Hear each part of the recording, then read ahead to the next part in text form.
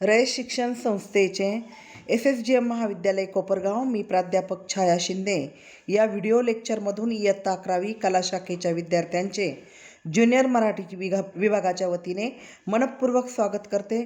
शुभ शुक्रवार विद्यार्थी मित्र हो. मागील व्हिडिओतून आपण लेखक प्र के अत्रे यांच्या परिमळ पाठाची प्रस्तावना पाहिली. यातून ज्येष्ठ कवयित्री बहिणाबाई चौधरी यांच्या काव्यसंपदेविषयी विचार पाहताना लेखक प्र के अत्रे यांचाही साहित्यिक वाटचालीचा अल्पसा परिचय करून आपण घेतलेला आहे. तसेच विद्यार्थी मित्र हो, या पाठातून ह्या कविता प्र के अत्रे यांच्यापर्यंत कशा पोहोचल्या यासाठी आपण बहिणाबाई चौधरी यांचे सुपुत्र सोपानदेव चौधरी यांचाही परिचय करून दिलेला आहे. सोपानदेव चौधरी हे बहिणाबाई चौधरींचे सुपुत्र असून आपल्या आईनं वेळोवेळी कामधाम करताना ज्या कविता रचलेल्या होत्या किंवा ज्या कविता त्यांना उत्स्फूर्तपणानं सुचलेल्या होत्या त्या कवितेचं संकलन केलेलं होतं, त्या लिहिलेल्या होत्या. आणि ह्या लिहिलेल्या कविता बहिणाबाई चौधरी यांच्या निधनानंतर त्यांनी त्या प्र के अत्रे यांना दाखवल्या. आणि प्र के अत्रे हे थोर साहित्यिक असल्याने ह्या काव्यसंपदेच्या प्रतिभेची जाणीव त्यांच्या लेखकी मनाला झाली. आणि ह्या कविता म्हणजे मराठी साहित्यातील अनमोल ठेवा आहे असं भाष्य त्यांनी केलं. आणि यथावकाश या कवितेचा कथासंग्रह इसवी सन 1952 साली केला गेला. आणि या काव्यपुस्तकाला किंवा या काव्यसंग्रहाला प्र के अत्रे यांनी प्रस्तावना दिली. ती प्रस्तावना म्हणजेच आपला परिमळ पाठ होय. म्हणून पाठाचे नेमके स्वरूप काय आणि कसे आहे हे आपण येथे जाणून घेतले. परिमळ हे शीर्षक पाठासाठी कसे दिलेले आहे हे देखील आपण बघितलेले आहे. आता येथे आपण परिमळ पाठाचे प्रकट वाचन करण्याअगोदर पुन्हा एकदा शीर्षकाची समर्पकता स्पष्ट करू. विद्यार्थ्यांनो, परिमळ पाठातून प्र के अत्रे यांनी बहिणाबाई चौधरी यांच्या कवितेबद्दल प्रस्तावना देताना त्यांची प्रतिभा लक्षात घेऊन मराठी साहित्यातील अजरामर काव्य आहे या अर्थानं त्याचा दरवळ अनेक पिढ्यांना साहित्यिक आनंद देऊन जीवनाविषयी बोध करेन म्हणून परिमळ हा शब्द दरवळ आणि कीर्ती यासाठी वापरण्यात आलेला आहे. आता आपण या पाठाचं प्रकट वाचन करूयात. एखाद्या शेतात मोहराचा हंडा अचानक सापडावा तसा बहिणाबाईंच्या काव्याचा शोध गेल्या दिवाळीत महाराष्ट्राला लागला. शास्त्राप्रमाणे वाङ्मयात शोध क्वचितच लागतात. 16 वर्षापूर्वी मराठी साहित्यात असाच एक मौल्यवान शोध लागला. लक्ष्मीबाई टिळकांची स्मृतिचित्रे प्रसिद्ध झाली तेव्हा. लक्ष्मीबाईसारखाच बहिणाबाईंचा जिव्हाळा जबर आहे. त्यांच्या शब्दातून प्रतिभा नुसते झिरपते आहे. असे सरस आणि सोज्वळ काव्य मराठी भाषेत फार थोडे आहे. आणि मौज ही आहे की जुन्यात चमकेल आणि नव्यात झळकेल असे त्याचे तेज आहे. एका निरक्षर आणि अशिक्षित शेतकरी स्त्रीने हे सारे रचलेले आहे. हा तर तोंडात बोट घालायला लावील असा चमत्कार आहे. तोंडात बोट घालायला लावणे, अतिशय आश्चर्यचकित होऊन जाणे असा या वाक्प्रचाराचा अर्थ आहे. विद्यार्थी मित्र हो, जसं एखाद्या शेतामध्ये अचानक मोहराचा हंडा सापडावा तद्वत मराठी साहित्याला लेखक म्हणतात की बहिणाबाई चौधरींच्या काव्याचा शोध लागलात. आणि जसे शास्त्रामध्ये शोध हे क्वचित लागतात, कारण शास्त्रामधलं संशोधन करणं, शोध लावणं ही प्रक्रिया अत्यंत बुद्धिवादी असते आणि ती अत्यंत वेळ खाणारी असते किंवा त्याच्यावर शोध हे फार अल्प ह्याच्याने लागतात. तसंच साहित्यात देखील चांगल्या साहित्याचा शोधसुद्धा हा असाच उशिराने लागत असतो किंवा असे शोध फार लागत नसतात. परंतु ज्या वेळेस प्र के अत्रे यांच्याकडे सोपानदेव चौधरी यांनी आपल्या आईच्या कविता आणून दिल्या त्यावेळेस लेखक प्र के अत्रे यांनी असं म्हटलेलं आहे की एखाद्या शेतात मोहराचा हंडा अचानक सापडावा तसा बहिणाबाईंच्या काव्याचा शोध गेल्या दिवाळीत महाराष्ट्राला लागला. 16 वर्षापूर्वी मराठी साहित्यात असाच एक मौल्यवान शोध लागला. याबद्दल लेखक सांगतात की मराठी साहित्यातील लक्ष्मीबाई टिळक यांचं स्मृतिचित्रे हे आत्मचरित्र प्रसिद्ध आहे. विद्यार्थी मित्र हो, लक्ष्मीबाई टिळक ह्यासुद्धा थोर साहित्यिक होऊन गेलेल्या आहेत. रेव्हरंड टिळक यांच्या त्या पत्नी होत्या आणि रेव्हरंड टिळक हे अत्यंत थोर साहित्यिक आणि समाजसेवक देखील होते. त्यांच्या पत्नी म्हणजे लक्ष्मीबाई टिळक होत. रेव्हरंड टिळकांच्या सहवासातून लक्ष्मीबाई टिळकांनी देखील सामाजिक काम केले आणि त्यासुद्धा साहित्यिक होत्या.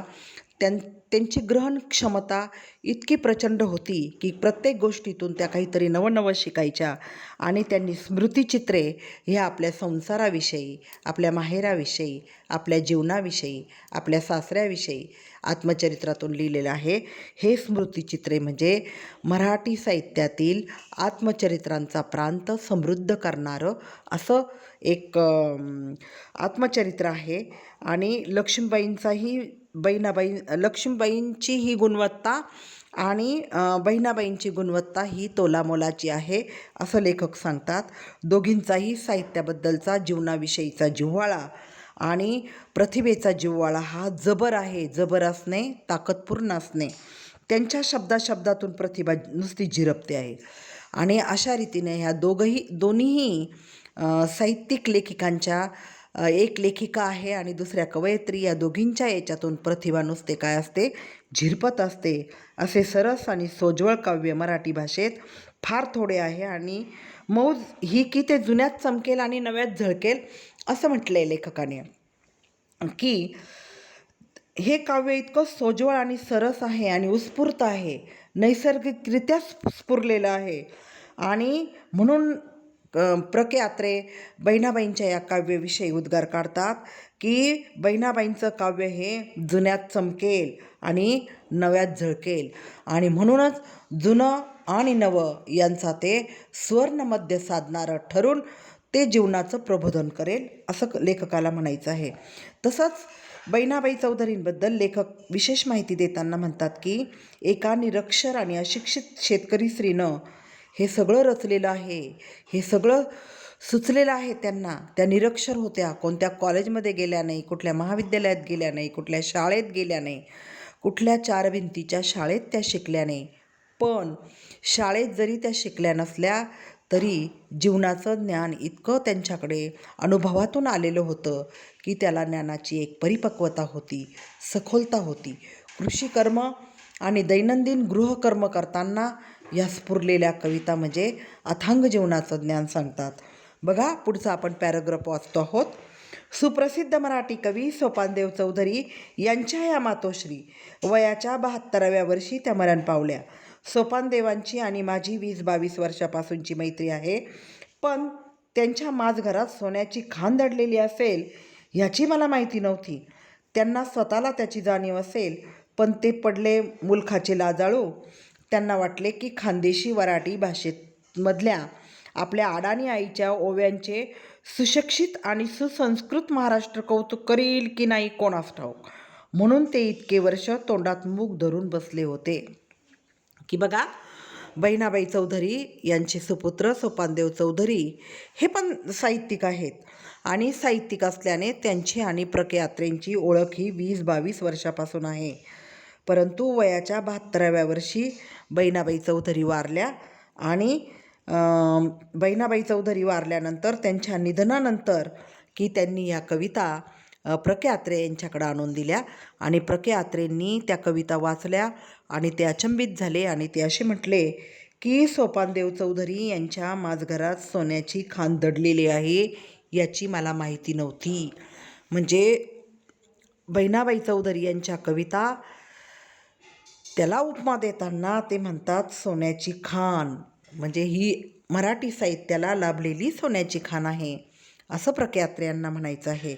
विद्यार्थी मित्र हो, आपल्या पाठ्यपुस्तकाच्या मुखपृष्ठावर पहिल्याच पेजवर बघा बहिणाबाई चौधरी यांचं छायाचित्र आहे. आणि पान नंबर परिमळ या 19 पान नंबरवर देखील बहिणाबाई चौधरी यांचं छायाचित्र आहे. या छायाचित्रातून त्यांच्या व्यक्तिमत्वाविषयी आपल्याला जाणून घेता येतं किंवा पाहता येतं की अडाणी अशिक्षित असणाऱ्या ह्या थोर बाईची काव्यसंपदा ही किती थोर होती याची प्रचिती आपल्याला येथे येते.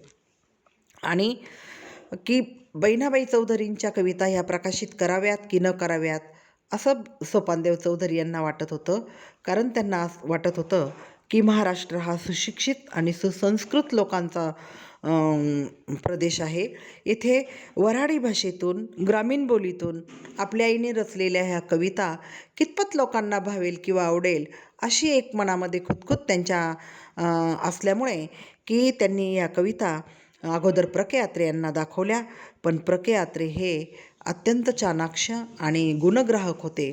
त्यांनी या कवितेची क्षमता क्षणात ओळखली आणि याप्रमाणे या कवितेला छापून आणलंच पाहिजे, कारण मराठी साहित्य अजरामर करणारी ही कविता आहे असं त्यांनी धरलं, असं त्यांनी सांगितलं. आणि ते सोपानदेव चौधरींविषयी म्हटले की अनेक वर्षे त्यांनी तोंडात मूग धरून बसले होते. तोंडात मूग धरून बसणे, गप्प राहणे म्हणजे ह्या कविता प्रकाशित कराव्यात की नाही या संभ्रमात ते पडलेले होते. अशा पद्धतीनं बहिणाबाई चौधरींच्या या कविता प्र के अत्रेंपर्यंत सोपानदेव चौधरी यांनी कशा पोचवल्या हे आपण बघितलं प्रत्यक्ष विवेचनातून. मागल्या दिवाळीच्या आधी एक दिवस ते असेच माझ्याकडे आले आणि एक चतकोर चोपडी हळूच उघडून त्यात उतरलेली आपल्या आईची एक कविता भीत भीत त्यांनी मला वाचून दाखवली.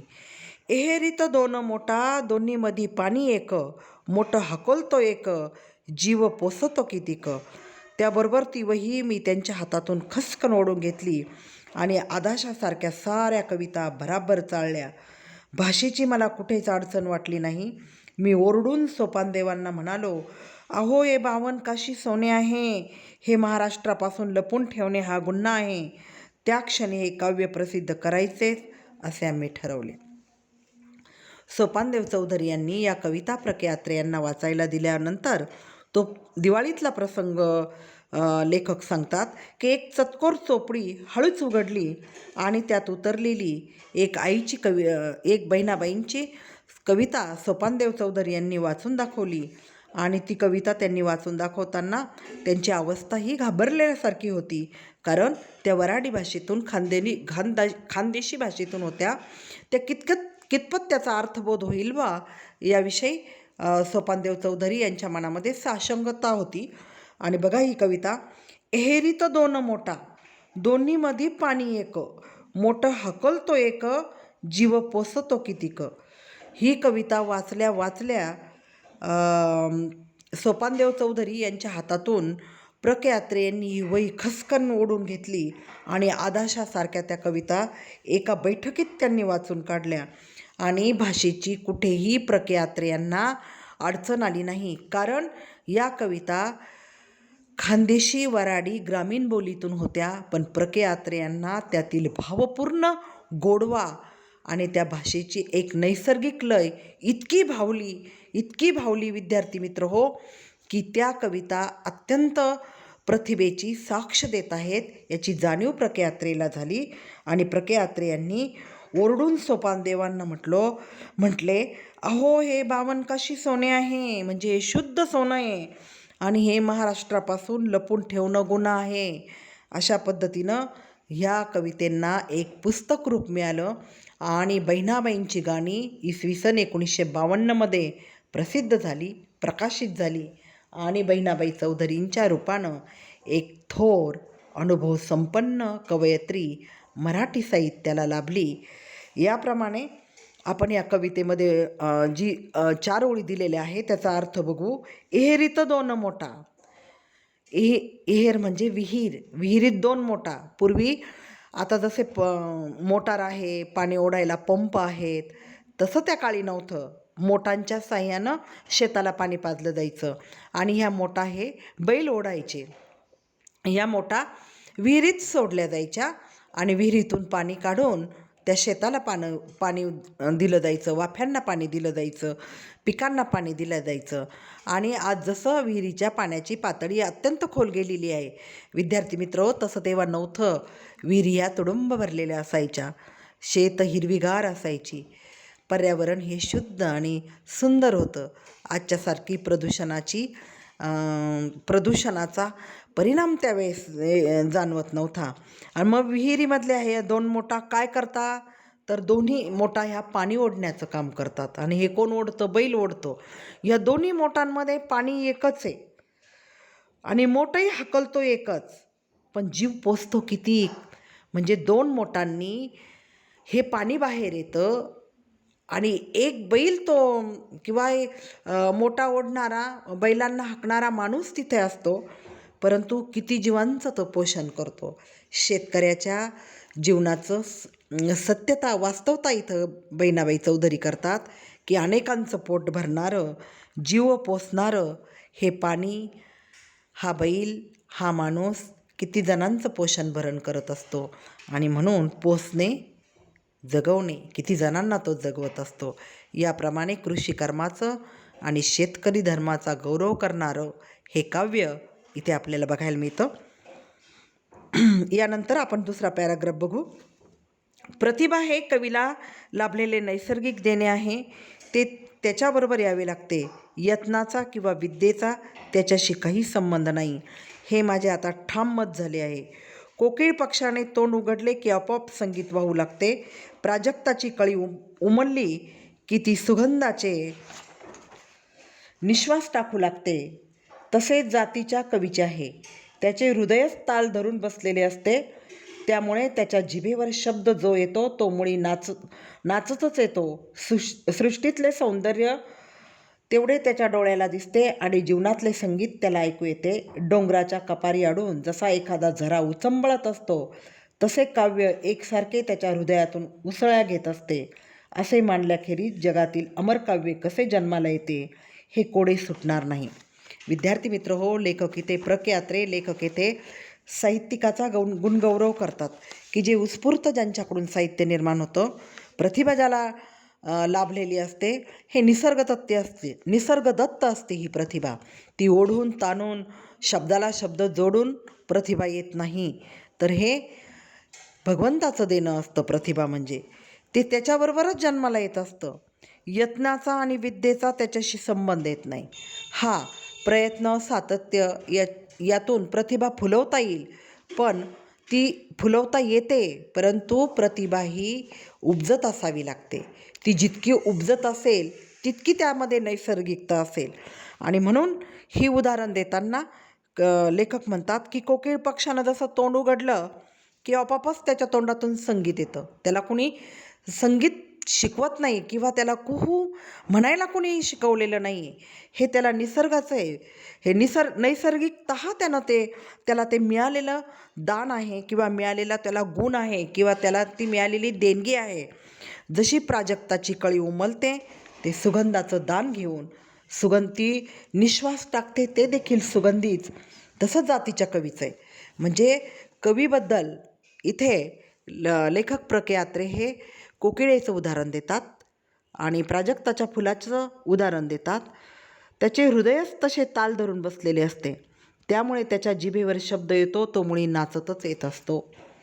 म्हणून जातीचा कलावंत, जातीचा कलाकार किंवा जातीचा कवी, लेखक हे मुळातच त्याला ही देणगी लाभलेली असते आणि त्याला हे शब्द या देणगीतून प्राप्त झालेले असते. म्हणून त्याच्या शब्दात, त्याच्या प्रतिभेत एवढी ताकद असते की समाज, देश, राष्ट्र खेळून ठेवण्याची क्षमता तो आपल्या प्रतिभेतून आणि यथावकाश तो आपल्या पुस्तकातून निर्माण करत असतो. सृष्टीतले सौंदर्य तेवढे त्याच्या डोळ्याला दिसते आणि जीवनातले संगीत त्याला ऐकू येते. की बघा की आपल्याकडे अशी म्हण आहे की जे न देखे रवी ते देखे कवी, की सूर्यालाही जे दिसणार नाही ते कवीला दिसत असतं. कसं? तर कल्पनेतून.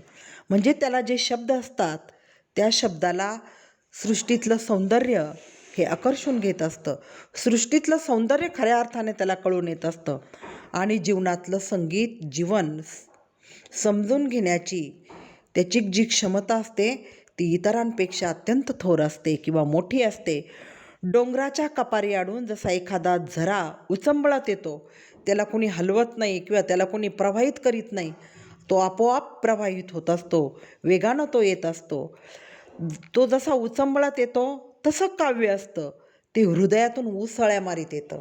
बहिणाबाई चौधरी यांच्या बाबतीत नेमके तेच आहे की त्यांच्या काव्य म्हणजे डोंगर कपारीतून वाहणारा झरा आहे. तो अत्यंत आवेगानं उचंबळत येणारा आणि प्रभावित होणारा आहे. तो उत्स्फूर्त आहे आणि तो तितकाच वास्तव आहे. आणि विशेष म्हणजे तो बहिणाबाई चौधरी यांच्या हृदयातून उसळ्या मारीत आलेला आहे.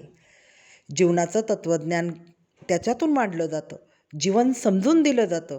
स्वतः इतके दुःखांचे आघात त्यांनी सहन केलेले असतानाही जीवनाचं मर्म ते आपल्या कवितेतून सांगतात आणि निसर्ग समजून सांगतात.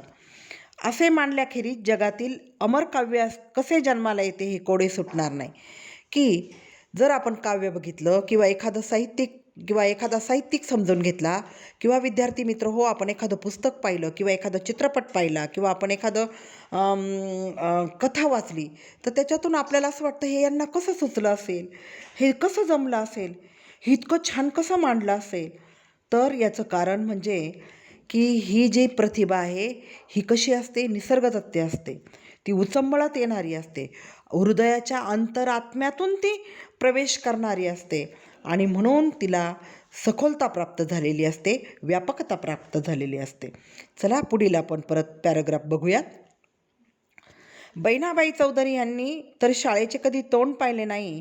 त्यांना लिहिता येत नव्हते की वाचताही येत नव्हते. गावातील मंदिरे ह्याच माझ्या शाळा असे त्या म्हणत. रोजचे घरातले आणि शेतामधले काम करता करता त्यांनी गाणी रचली आणि त्यातली थोडीशी कुणीतरी टिपून ठेवली. पुष्कळशी त्यांच्याबरोबरच गेली. अशी ही एक अपडीक आणि कष्टाळू गृहिणी जात्यावर दळता दळता किंवा चूल फुंकता फुंकता माय भीमाई माऊली जशी आंब्याची सावली किंवा माझ्या माहेराची वाट माले वाटे मखमल असले जिवंत काव्य श्वास टाकावा इतक्या सहजपणाने कशी करू शकते. कुणी म्हणेल आपल्या बायकांच्या जुन्या गाण्यात असले काव्य वाटेल तितके आढळून येते, पण तसे नाही. बहिणाबाईंच्या प्रतिभेची जात फार निराळी आहे. बहिणाबाई चौधरी या शाळेचं त्यांनी कधी तोंड पाहिलेलं नव्हतं. त्यांना लिहिता येत नव्हतं, त्यांना वाचता येत नव्हतं. त्या म्हणायच्या की गावातली मंदिरं हीच माझी शाळा. की बघा गावातल्या मंदिरांमध्ये सकाळी संध्याकाळी त्यांचं जाणं येणं व्हायचं आणि परमेश्वराशी केलेलं हितगुज याच्यातूनच त्यांना काव्य सुचायचं. रोज त्या घरातली शेतामधले काम करायच्या आणि गाणी रचायच्या. त्यातली थोडीशी कोणी टिपून ठेवली, काही त्यांच्या मुलांनी टिपून ठेवली, पण बरीचशी काव्यसंपदा ही बहिणाबाई चौधरींबरोबर त्यांच्याबरोबरच ती गेली. ती आपल्यापर्यंत समाजापर्यंत येऊ शकली नाहीत, कारण रोजच त्यांना काव्य स्फुरायचं, रोजच त्या कविता जगायच्यात. आणि अशा पद्धतीने ही एक अपडीक आणि कष्टाळू गृहिणी जात्यावर दळता दळता किंवा चूल फुंकता फुंकता त्या कविता करायच्या किंवा त्या ओवी त्यांना सुचायची. माय भीमाई माऊली जशी आंब्याची सावली. बहिणाबाई चौधरी यांच्या आईचं नाव भीमाई होतं आणि आपल्या आईच्या वत्सलतेबद्दल उद्गार काढताना किंवा आपल्या आईच्या ममत्वाचा दाखला देताना त्या आपल्या आईला आंब्याची सावली म्हणतात. विद्यार्थी मित्र हो, आंब्याची सावली जशी शीतल असते, ती जशी गारवा देते, ती जशी जाणाऱ्या येणाऱ्या पांथस्थाला शीतल छाया देऊन त्याच्यावरती कृपेचं छत्र धरते, तशा आपल्या आईबद्दल त्या म्हणतात की माझी माय भीमाई माऊली ही आंब्याच्या सावलीप्रमाणे आहे. किंवा माझ्या माहेराची वाट माले वाटे मखमल. की विद्यार्थी मित्र हो, अत्यंत मार्मिक अशी ही ओळ आहे. माहेराची वाट ही प्रत्येक स्त्रीला अत्यंत जिव्हाळ्याची असते आणि पूर्वीच्या काळी तर स्त्रीचं जीवन हे इतकं कामात कष्टात जायचं आणि सासरी खूप कष्ट करावे लागायचे आणि मग सासरच्या तुलनेत माहेर हे खूप आनंददायी, आधार देणारं, श्रमविहार श्रमाचा हे करणारं आणि सुख देणारं असायचं. आणि म्हणून जेव्हा मग माहेरी जाण्याची वेळ यायची तेव्हा ही वाट मखमलीसारखी वाटायची. मखमलीसारखी म्हणजे मऊ वाटायची. माहेराचं हे अप्रूप या स्त्रीच्या तोंडून निघतं आणि म्हणून त्या म्हणतात की माझ्या माहेराची वाट माले वाटे मखमल. ही अहिराणी किंवा खानदेशी भाषा असल्याने माले मला असे शब्द आलेले. वाटे मखमल, मखमल म्हणजे मखमली, मऊ, मुलायम असा हा शब्दप्रयोग आहे. असले जिवंत काव्य श्वास टाकावा इतक्या सहजपणाने त्या कशा करू शकत होत्या, ही एक आश्चर्याची गोष्ट आहे. जसा श्वास घ्यावा टाकावा त्याप्रमाणे ती उत्स्फूर्त अशी काव्यप्रतिभा त्यांच्याजवळ होती, ही एक आश्चर्याची गोष्ट आहे. कोणी म्हणेल आपल्या बायकांच्या जुन्या गाण्यात असले काव्य वाटेल तितके आढळून येते, पण तसे नाही. बहिणाबाईंच्या काव्यप्रतिभेची जात ही फार निराळी आहे. तिला जीवनाचं आणि कर्माचं फार मोठं अधिष्ठान आहे. बघा पुढची कविता बघू आपण त्यांची. धरित्रीच्या कुशीत झोपलेलं बियाणे कसे प्रकट होते ह्याचे त्यांनी केलेले वर्णन आपण वाचूयात. ऊन वाऱ्याशी खेळता एका एका कोंबातून परगटले दोन पानं जसे हातजोडी सन. जेव्हा शेतकरी बियाणं मातीच्या कुशीत टाकतो, भुईच्या कुशीत पेरतो, तेव्हा ह्या भुईला, ह्या मातीला बहिणाबाई चौधरी धरित्री म्हणतात. ऊन वाऱ्याशी खेता खेता हे पीक कसं जोमानं वाढतं याविषयी बघा काय म्हणतात त्या. ऊन वाऱ्याशी खेळता एका एका कोंबातून परगटले दोन पानं. प्रगटले ही ग्रामीण बोली आहे. जसे हातजोडी सन, की जसं एखादं बियाणं हे धरित्रीच्या कुशीत पडल्यानंतर, ते शेतकऱ्यानं पेरल्यानंतर ते मातीच्या कुशीत उबदार वातावरणात वाढतं आणि त्या उबदार वातावरणातून वाढल्यानंतर मात्र ते ऊन वाऱ्याशी खेळायला लागतं आणि त्या एका एका कोंबातून ते जे 2 पानं येतात, ते 2 पानं म्हणजे जणू काही त्याचे 2 हात आहेत. येथे अशी कविकल्पना बहिणाबाई करतात आणि हे 2 हात ते काय करतो, जोडतो. कुणाला जोडतो? हा जन्म देणाऱ्या शेतकऱ्याला आणि त्या भुईत मातीमध्ये उबदार जन्मू देणाऱ्या त्या मातीला आणि जन्माला घालणाऱ्या ह्या निसर्गाला तो काय करतो, नमस्कार करतो आणि त्याच्याबद्दल कृतज्ञ भाव व्यक्त करतो, असं बहिणाबाई चौधरी येथे म्हणतात. असली कल्पनेची भरारी कोणत्या जुन्या संगीतात आढळून येईल आणि मग अशी प्रतिभा होणारही नाही आणि झालेली नाही असं लेखक म्हणतात. हे मनोहर चित्र जिची प्रतिभा पाहू शकते किंवा ऐन तारुण्यात सौभाग्य गमावले असताना लपे करमाची लेखा माझ्या कुंकवाच्या खाली, पुशीसनी गेलं कुकू रेखा उघडी पडली. वैधव्याचे असे हृदयभेदक करून काव्य जिच्या मुखातून प्रकट होते तिचे कवित्व सामान्य आहे असे कोण म्हणेल. सकाळी उठून बहिणाबाईंच्या घरोट्यावर म्हणजे जात्यावर बसून दळू लागल्या की जात्यातून तिकडे पीठ पडू लागायचे आणि इकडे त्यांच्या ओठातून काव्य सांडू लागायचे. बघा विद्यार्थी मित्र हो, बहिणाबाई चौधरी ह्या अत्यंत अल्पवयामध्ये त्यांच्या वाट्याला वैधव्य आलं. त्यांच्या पतींचं निधन झालं आणि मग घराचा सगळी जबाबदारी ही त्यांना पाडावी लागली. अल्पवयामध्ये सगळ्या जबाबदाऱ्या सांभाळाव्या लागल्या. मुलं बाळं, शेत, घर, काम, नातं गोतं, समाज या सगळ्या जबाबदारीतून जात असताना मग तारुण्यामध्ये जे सौभाग्य आपण गमावले त्याविषयी ते ही कविता लिहितात. लपे कर्माची लेखा माझ्या कुंकवाच्या खाली, पुशीसनी गेलो कुकू रेखा उघडी पडली. की माझ्या कर्माची रेखा, माझ्या सौभाग्याची रेखा, माझ्या भाग्याची रेखा माझ्या कुंकवाखाली होती. माझं कुंकू म्हणजे माझं सौभाग्य होतं, माझं नशीब होतं, माझं भाग्य होतं. आणि पुशीसनी गेलं कुकू, हे कुंकू पुसलं म्हणजे वैधव्य प्राप्त झालं आणि आता हे भाग्य उघडं पडलेलं आहे. आता माझे मलाच झगडायचं आहे आणि माझे मलाच संघर्ष करायचा आहे आणि हा संघर्ष आता मला एकटीलाच पेलायचा आहे. अशा अर्थानं बहिणाबाई चौधरींनी हे काव्य केलेलं आहे. आणि बहिणाबाई चौधरी जेव्हा सकाळी उठून जात्यावर दळायच्या, त्या काळामध्ये गिरण्या नव्हत्या, असली एवढे मशीन नव्हतं आणि म्हणून त्या घरी जात्यावर दळू लागल्या की जात्यात धान्य टाकून जात्यातून पीठ बाहेर यायचं. जसं जसं जात्यातून पीठ बाहेर यायचं तसं तसं बहिणाबाई चौधरी यांच्या ओठातून गाणं बाहेर यायचं. ती कविता आपण बघूयात. अरे घरोटा घरोटा तुझ्यातून पडे पिठी, तसं तसं माझं गाणं पोटातून येतं ओठी. त्या जात्याला म्हणता अरे घरोटा घरोटा, जात्याला घरोटा म्हटलेलं आहे त्यांनी.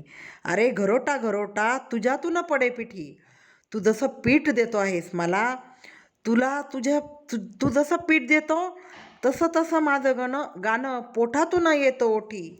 म्हणजे हे गाणं कुठून येतं? पोटातून येतं, अंतरात्म्यातून येतं, मनापासून येतं आणि मला तू गाणं देतो असं त्या घरोट्याला म्हणतात.